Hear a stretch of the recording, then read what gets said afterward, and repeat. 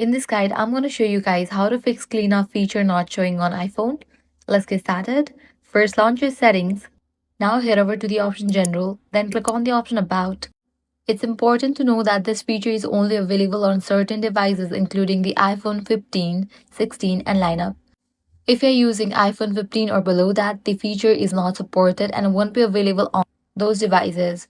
If you do have a supported device but still can't see the option, the next step is to check your software version. For that, head back, click on the option Software Update. If you found out any new updates, all you had to do is update it. The cleanup feature was introduced in iOS 18.1, so make sure your iPhone is updated to iOS 18.1 or later version. Once you do this, you can close this, launch your Photos app, launch any of the picture, then click on three bars.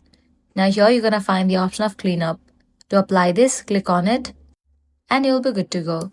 So that's it. This way you can easily fix the issue if cleanup feature is not showing. If this guide helped you out, do not forget to like, share and subscribe.